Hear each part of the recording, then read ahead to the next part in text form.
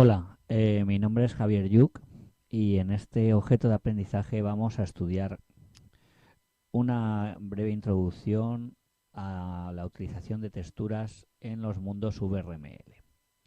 Las texturas nos van a permitir obtener un mayor realismo a la hora de definir el aspecto de una forma. Entonces la idea es pegar imágenes alrededor de las formas. Entonces tenemos dos posibilidades: aplicar la imagen como un adhesivo opaco, es decir, que a través de esa imagen no se pueda ver nada, o aplicarlo con agujeros transparentes. También es posible que las imágenes que peguemos estén en movimiento, es decir, que podemos pegar incluso una película alrededor de una forma. Aquí vemos un ejemplo, vemos que ya el realismo que obtenemos es mucho mayor que si aplicamos solo un material. Ahora luego veremos más a fondo este ejemplo. Las características de las texturas son las siguientes. Tenemos la posibilidad de utilizar texturas de color, entonces el color del nuevo material no se utiliza, es decir, se utiliza tan solo el color de la textura, y ese es el que predomina. También podemos utilizar una textura que sea un fichero con escala de grises. Entonces lo que hacemos, lo que hace el VRML es multiplicar el color difuso por el valor de gris. Por último, también tenemos la posibilidad de utilizar texturas transparentes. Es decir, podemos definir un color, el cual es el color transparente, y entonces permite ver lo que hay por detrás del objeto que le hemos aplicado la textura. Entonces el campo texture que aparece en el nodo appearance es en el que vamos a definir la imagen que se va a utilizar para aplicar en la textura.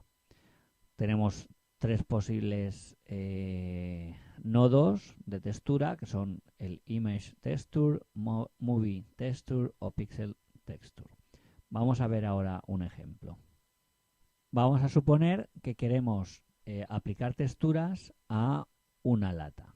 Entonces lo que vamos a utilizar es un cilindro, de modo que en la parte inferior le aplicaremos una textura, en la parte superior otra textura y en el lateral otra textura. Entonces definimos un cilindro en el que solo se define la parte superior, y en el nodo Appearance definimos que la textura que vamos a utilizar es esta de aquí. Como podemos ver, es un fichero JPG. Luego hacemos lo mismo con la parte inferior. Definimos un cilindro en el que solo tenemos la parte inferior y le aplicamos esta textura. Y por último, en la parte lateral aplicamos una textura que está en escala de grises. En este caso utilizamos un GIF. Definimos el color difuso como un color rojo y vamos a ver cuál sería el resultado final. Aquí vemos el resultado de aplicar la textura. Por un lado, este sería la parte lateral del cilindro. Aquí vemos la parte superior y aquí vemos la parte inferior. Las texturas que se han utilizado son las siguientes. Esta es la textura de la parte inferior, esta es la textura de la parte superior y esta es la textura utilizada para el lateral de la lata. Como vemos, esta es una textura realizada en escala de grises y lo que hemos hecho es utilizar el color difuso rojo para darle el aspecto final.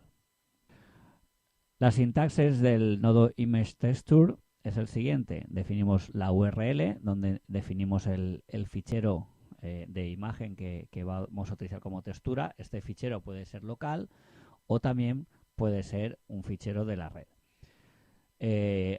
Aquí le indicamos si vamos a hacer una repetición en horizontal, y aquí si vamos a hacer una repetición en vertical de la textura en el objeto que vamos a aplicarla. Los nodos Image Texture soportan JPEG, PNG y GIFs.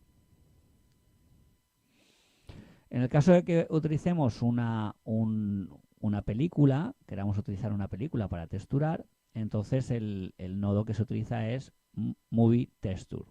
Aquí vemos la sintaxis, la URL de la película, la velocidad, uno sería la velocidad que tiene el fichero, mayor de 1 sería más rápido y menor de 1 sería más lento. Si queremos que se repita continuamente, el start time y el stop time se utilizan con eventos para indicar cuándo queremos que empiece y cuándo queremos que termine.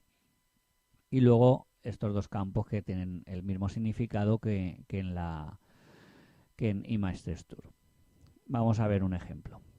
La forma de aplicar la textura de película es igual que si es una imagen fija.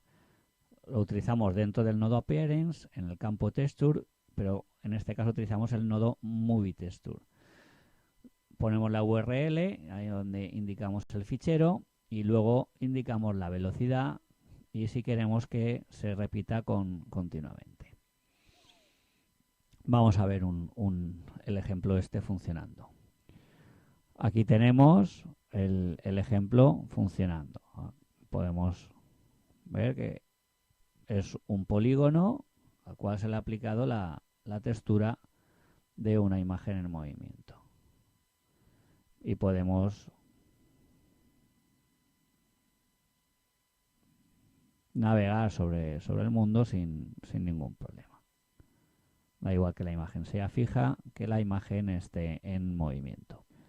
El estándar de VRML permite solo utilizar ficheros en MP1, sin embargo con el navegador Cortana podemos soportar cualquier formato de película que permita el sistema operativo, ya sea DivX o cualquier otro. Por último, comentar que es posible utilizar texturas con canal alfa, es decir, texturas que tengan transparencia, de modo que a través de los agujeros de esas texturas podremos ver los objetos que hay detrás. El nodo es idéntico, lo único que cambia es el fichero que vamos a utilizar, es decir, que vamos a utilizar un fichero con canal alfa. Vamos a ver un ejemplo. Aquí vemos un ejemplo de texturas con canal alfa. Vemos que a través de la textura vemos los objetos que tenemos por detrás. Esto se utiliza mucho en técnicas de juegos junto con los billboards, como es el ejemplo que vemos aquí. Pegamos una textura en un polígono, la textura de un árbol, por ejemplo, y se visualiza todo el árbol como si fuera